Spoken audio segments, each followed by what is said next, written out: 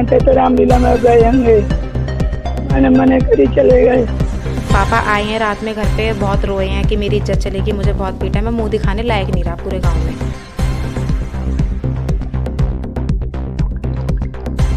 रामलीला में दारू पी करके आया था, स्टेज पे बैठ गया। अगर कलाकार स्टेज पे काम करें वो तो बात अलग है, अन्य आदमी सभी स्टेज पे भागेंगे तो विद्रोह पड़ेगा। रामलीला के मंच पर विवाद के बाद फंदे पर झूला व्यक्ति, राजनीति ने पकड़ी रफ्तार। कासगंज में रामलीला के दौरान एक व्यक्ति की मौत से सियासी बवाल खड़ा कर दिया गया है। जहां एक ओर उसे दलित अत्याचार का मामला बनाने की कोशिश की जा रही है, वहीं दूसरी ओर इसे घरेलू विवाद के चलते आत्मघाती कदम उठाने का मामला बताया जा रहा है। लेकिन सवाल यह है कि इस घटना के पीछे की सच्चाई क्या है। कासगंज की रामलीला में एक दुखद घटना के बाद राजनीति गर्मा गई है। मृतक अशोक की मौत को लेकर कई कयास लगाए जा रहे हैं। कुछ इसे दलित अत्याचार का रंग देने की कोशिश कर रहे हैं तो कुछ इसे गृह कलेश का मामला बता रहे हैं। वहीं मृतक की पत्नी और बेटी ने जो बयान दिया है वह इस मामले को एक नया मोड़ दे रहा है। हम आपको दिखाते हैं ग्राउंड जीरो से वॉइस ऑफ रिपब्लिक की विशेष रिपोर्ट। रामलीला के मंच पर विवाद और फिर एक व्यक्ति द्वारा संदिग्ध अवस्था में अपनी जीवन लीला समाप्त करना, क्या ये एक जातिगत मामला है या फिर घरेलू कलह की त्रासदी? क्या सियासत इस घटना को अपने फायदे के लिए मोड़ने की कोशिश कर रही है? आइए जानते हैं पूरी घटना। कासगंज में रामलीला के दौरान अशोक नामक एक व्यक्ति मंच पर बैठने को लेकर हुए विवाद के बाद घर लौट आया। अशोक ने रामलीला में सहयोग राशि भी दी थी, लेकिन मंच पर बैठने के विवाद में पुलिस से उसकी कहासुनी हो गई। इसके बाद वह शराब के नशे में घर लौटा, जहां पारिवारिक कलह हुई। अगली सुबह अशोक का शव फांसी पर झूलता हुआ मिला। इस घटना के बाद इलाके में सनसनी फैल गई और कई तरह की बातें होने लगी। मृतक की पत्नी के अनुसार अशोक रामलीला देखकर लौटे थे, उनके और 2 पुलिसकर्मियों के साथ विवाद हुआ था और सुबह ये घटना हो गई। लेकिन ये क्यों और कैसे हुआ, इसका सटीक जवाब अभी नहीं मिला है। परिवार के अनुसार 2 पुलिसकर्मियों के अभद्र व्यवहार के कारण ये घटना घटी है। हालांकि पुलिस मामले की हर एंगल से जांच कर रही है। ये यहाँ थे तो रामलीला में गए होंगे, मैंने मने करी चले गए।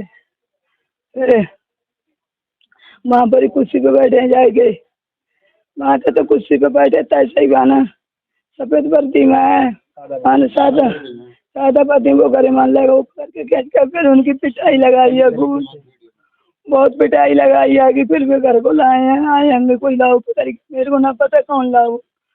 फिर रुकना कह रहे मेरी इज्जत चलेगी, बहुत बेइज्जती गई, मैं ना जी पाऊंगा, मेरी बहुत बेइज्जती की। कोई बात ना, मैंने समझा के रोके, हाथ पैर तोड़ के सवेरे को उठे हैं, मैं चली गई मंदिर से आई हूँ, थोड़ा ना बोलो काम कर लो। गाँव में रामलीला प्रोग्राम होता है तो उन्होंने उसमें चंदा भी दिया था और स्लिप कटवा के जब वो गए थे वहाँ पे रामलीला प्रोग्राम देखने के लिए, नॉर्मली वहाँ मंच के पास उन्होंने स्टेज के पास खाली ब्रेंच पड़ी हुई देखी थी तो वो वहाँ पे जाके बैठ गए। उन्होंने किसी से कोई बदतमीजी नहीं करी, किसी से उल्टा नहीं बोला, गाली गलौज नहीं करी, नॉर्मली बैठे थे।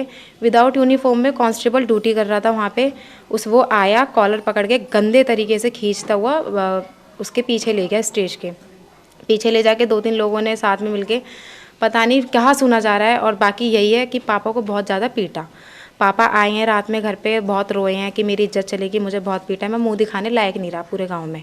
आ करके मॉर्निंग में पापा ने सोमवार की सुबह 6 बजे पापा ने। लेकिन सवाल ये है कि क्या इसे सिर्फ एक आत्मघाती कदम मान लेना सही होगा या इसके पीछे कोई बड़ी साजिश है। राजनीतिक गलियारों में इसे जातिगत मुद्दा बनाने की कोशिशें हो रही हैं, जबकि दूसरी ओर इसे घरेलू कलह का परिणाम बताया जा रहा है। कुछ स्थानीय नेता इसे दलित अत्याचार बताकर सियासी माहौल गरमा रहे हैं। वहीं पुलिस और प्रशासन मामले की सच्चाई का पता लगाने में जुटे हैं। रामलीला में दारू पी करके आया था, स्टेज पे बैठ गया। अगर कलाकार स्टेज पे काम करें वो तो बात अलग है, अन्य आदमी सभी स्टेज पे भागेंगे तो विद्रोह पड़ेगा। इस वजह से हम लोगों ने किसी ने नहीं उतारा, वो मतलब अधिकारियों से उतरवाया गया नीचे कि इसको साहब यहाँ से हटाओ। हटाने में ही उसने गलेबान पकड़ा है, सादा वर्दी वाले, उसने मतलब ऐसा है कि जब गलेबान पकड़ा दूसरा था उसने एक हाथ मार दिया है। और गलेबान किसने पकड़ा था? रमेश ने, पुलिस वाले का। जब उसके बाद में एक हाथ मार दिया है, वो शांत करके वो कलेश खत्म करके उसको उसके घर भेज दिया है। घर वाले घर ले गए अपने, तो वहाँ जाके सुबह को सुसाइड कर लिया उसने। क्या हुआ क्या था? देखो साहब, हम तो यहाँ बैठे देख रहे दूर से, वहाँ 2 पुलिस वाले बैठे पीछे। अब भी पुलिस वाले ये कह रहे हैं जब मंच पे चढ़ रहा हो तो हमें नीचे उतारो है। हाँ, ये मंच पे चढ़ो, मंच पे बैठ रहा हो, हम नीचे उतारो है, बस इतने में उदम मचे हो। हाँ, तो क्या शराब पिए? शराब पिए वो।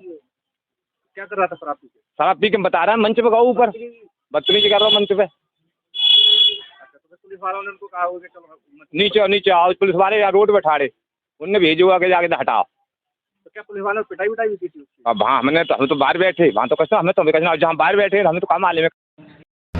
थाना क्षेत्र सोरो के ग्राम सलेमपुर बीवी में कल रात्रि ग्राम पंचायत भवन पे रामलीला का मंचन हो रहा था। उस मंचन के दौरान ही गांव के ही एक रमेश चंद हैं जो थोड़ा उस समय नशे में थे और वो मंचन के दौरान मंच पे बैठ गए, जिसको वहाँ पे आयोजक और जो दर्शक बैठे थे उन्होंने उनको हटाने के लिए कहा। तो वहाँ जो उपस्थित पुलिसकर्मी थे उनको वहाँ से हटा दिया।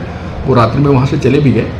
आज प्रातः जो है वो करीब 6:30 बजे अपने घर में छत से कुंडे में लगे हुए रस्सी से उन्होंने फंदा लगा कर आत्महत्या कर ली। इस सूचना पे तत्काल SHO सोरो और CO सिटी और मैं हम सब मौके पे पहुंचे और परिजनों से वार्ता करके उनके शव को कब्जे में लेकर पोस्टमार्टम के लिए भेज दिया गया। बाद पोस्टमार्टम जो आवश्यक कार्रवाई है उसको की जाए। आखिरकार सच्चाई क्या है? क्या ये एक साधारण घटना है या फिर इसके पीछे कोई बड़ा षड्यंत्र? फिलहाल पुलिस जांच कर रही है और हम आपको हर अपडेट से रूबरू कराते रहेंगे। अगर आपको हमारा वीडियो अच्छा लगा हो तो आप इसे लाइक और सब्सक्राइब कर VOR की टीम का उत्साहवर्धन कर सकते हैं।